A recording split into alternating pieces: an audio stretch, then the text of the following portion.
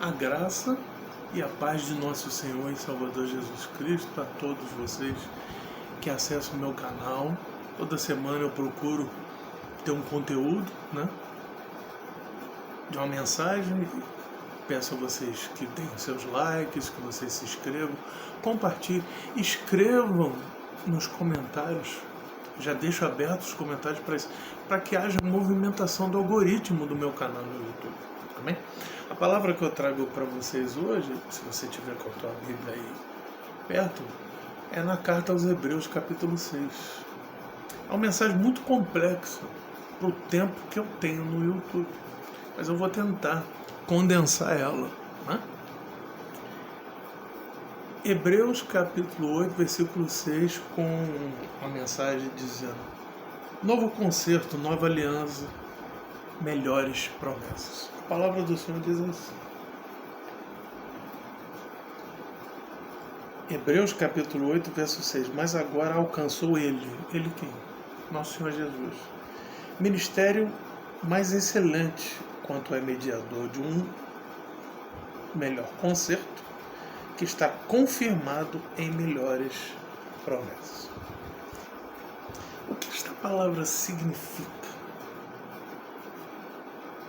A palavra diz lá no Evangelho de João, capítulo 1, verso 17: porque a lei foi dada por Moisés, e a graça e a verdade vieram por Jesus Cristo. Meus irmãos, mesmo 2024 anos se passando, que Jesus esteve aqui, viveu, morreu e ressuscitou, foi assunto aos céus. Os discípulos que ele levantou, pregando o Evangelho, Paulo que foi levantado depois. Essas palavras precisam ser repetidas. Nós sabemos que o autor de Hebreus é anônimo. Nenhum teólogo pode afirmar com certeza quem escreveu. Tem alguns que dizem que até por revelação foi Paulo quem escreveu, mas eu fico com a tradicionalidade teológica de que Deus não quis que revelasse. Se foi algum dos auxiliares do apóstolo Paulo, não se sabe. O que o autor de Hebreus aqui está falando à igreja de Jerusalém? Está falando que esse Jesus Cristo, que é o sumo sacerdote, que se a gente começar, eu até recomendo que você leia o capítulo todo, que ele fala justamente isso, aqui no verso 1. Temos dito que temos um sumo sacerdote tal, que está sentado nos céus à destra do trono da majestade, ministro do santuário, do verdadeiro tabernáculo, que é o tabernáculo espiritual, o qual o Senhor fundou, e não o homem. Porque o tabernáculo que o homem fundou foi as coisas que Deus deu a Moisés, para ele construir a tenda da congregação, que depois veio o templo, né? Jesus Cristo, nosso Senhor, pregou e levantou seus discípulos. Paulo pregou e fundou várias igrejas gentílicas, que são igrejas gentílicas, são fora da comunidade de Israel, esse gentílico, né? E a primeira igreja prédio oficial, ela foi construída no ano 314. 313 houve o Edito de Milão, que parou as perseguições aos cristãos, determinado pelo imperador Constantino. 314 foi construída a igreja de São João de Latrão. Em 325, 326 houve o Concílio de Nicéia. E a igreja, que se tornou a Igreja Apostólica Católica Romana, se expandiu. Houve várias cisões, né? A cisão da Igreja Ortodoxa, a cisão do protestantismo evangélico, do qual eu faço parte, sou batista, mas tem outras igrejas, os presbiterianos, os luteranos, os avivalistas, os pentecostais, os neopentecostais, as mais diversas denominações.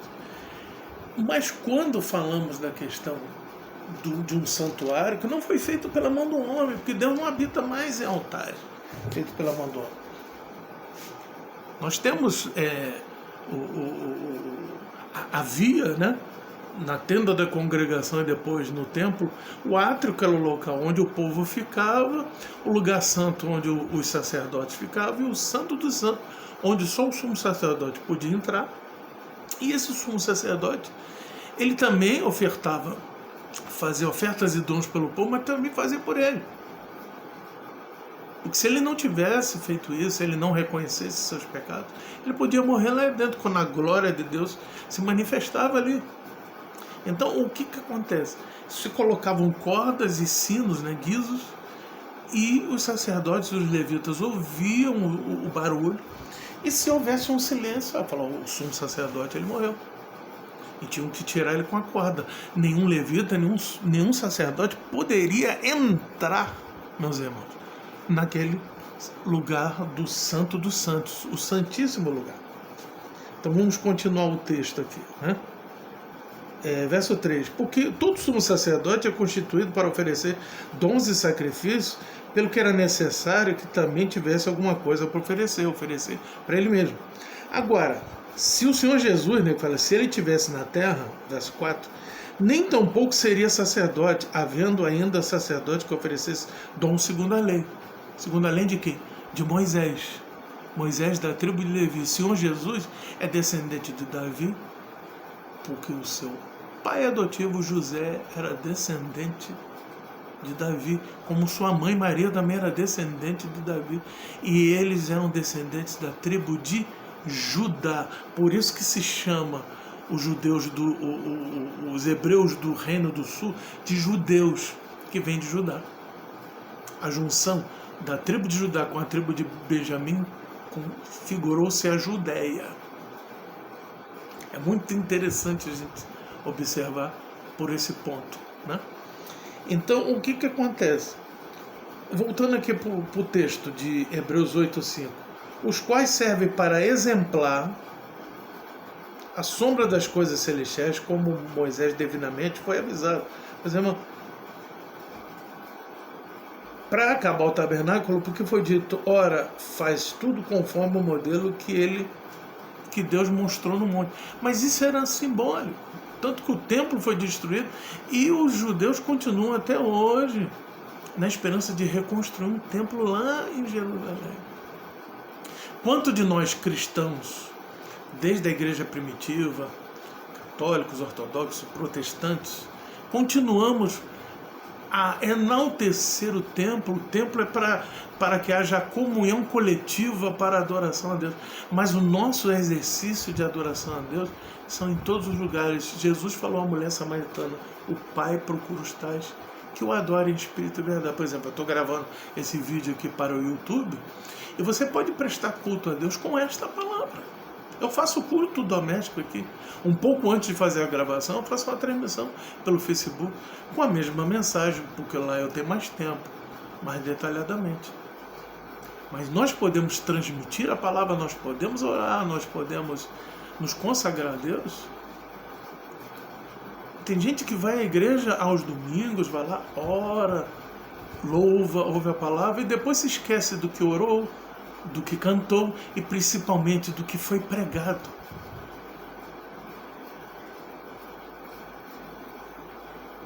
A palavra do Senhor diz no Salmo 119, versículos 11 e 12: escondi a tua palavra no meu coração para não pecar contra ti, Senhor. Salmo 119 é o salmo que tem mais versículos na Bíblia Sagrada.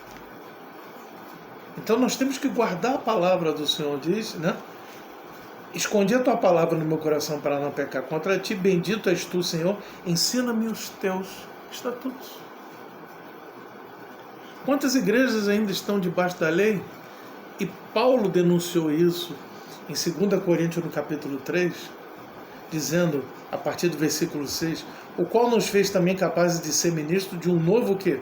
De um novo testamento, de uma nova aliança, de um novo concerto. Não da letra, mas do Espírito, porque a letra mata, vírgula, e o Espírito vivifica. Não é como alguns pregam que esta letra aqui mata o Espírito. Não. É a letra da lei que o Senhor gravou em pedras. Tanto que o contexto faço aqui no verso 7, né? Diz assim: e o ministério da morte, gravado em letras em pedras, veio em glória, de maneira que os filhos de Israel não podiam olhar na face de Moisés por causa da glória do seu rosto, que era transitória. Nós pulamos aqui no verso 13 do capítulo 3 de 2 Coríntios: não somos como Moisés, que punha o seu véu sobre a sua face, para que os filhos de Israel não olhassem firmemente a fim daquilo que era transitório. Mas quando essa carta foi escrita, e até os dias atuais, diz, os seus sentidos foram endurecidos, porque até hoje, tanto judeus e gentios, o mesmo véu está por levantar a lição da antiga aliança do Velho Testamento, por qual por Cristo foi abolido. O Antigo Testamento se tornou simbólico. Até hoje, quando é lido Moisés, o véu estava sobre os seus, mas quando se convertem a Cristo, a graça, esse véu é tirado. Ora, o Senhor é Espírito, onde está o Espírito do Senhor, aí há liberdade. Mas todos nós, com cara descoberta, refletindo como um espelho a glória do Senhor, somos transformados de glória em glória na mesma imagem, como pelo Espírito do Senhor. É sensacional, amados irmãos, esta palavra abençoada que o Senhor nos libera. Voltamos lá para o texto de Hebreus, que diz assim: mas ele, Hebreus 8:6, alcançou o mistério mais excelente, quanto é mediador de um novo concerto que está confirmado em melhores promessas.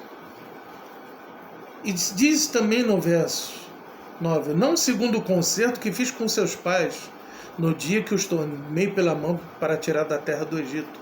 Verso 10: porque este concerto daqueles dias farei com a casa de Israel, e diz, porei as minhas leis no seu entendimento, e o seu coração as escrevereis, e serei por Deus, e serão por meu povo. Não se ensinará cada um ao seu próximo, nem cada um ao seu irmão, dizendo, conhece o Senhor, porque todos me conhecerão, desde o maior até o menor. Porque serei misericordioso com seus pecados, e não me lembrarei mais deles. Diz, nova aliança envelheceu a primeira. Ora, se foi tornado velho, se envelhece, perto está de acabar. Como está em 1 João, capítulo 2. 1 João, capítulo 2, que diz assim, verso 27, a unção que recebeste dele fica em vós, e não tende necessidade que alguém vos ensine. Mas como a sua unção vos ensina todas as coisas, e é verdadeira e não é mentira, porque ela vos ensinou, assim nele permaneceis. Quando nós permanecemos em Cristo, a própria unção que ele colocou sobre nós nos ensina. Evangelho de João, capítulo 16, diz que o Espírito convence o homem do pecado, do juízo e da justiça. Do pecado, porque nós nos afastamos de Deus, amando mais as trevas do que a luz. Do juízo, porque o príncipe deste mundo está em pecado. Meu Deus, a igreja contemporânea cristã ainda fica temendo, medo do diabo. Sujeitai-vos a Deus e resisti ao diabo, ele fugirá de vós. Mas não é, eu te ordeno, capiroto, saia da minha presença, eu te repreendo. Não, porque na realidade quem repreende é o Senhor. Mas ele nos deu autoridade de pisar em serpentes e escorpiões. Então nós estamos firmados nisso, num novo concerto, numa nova aliança, em maiores promessas, melhores promessas.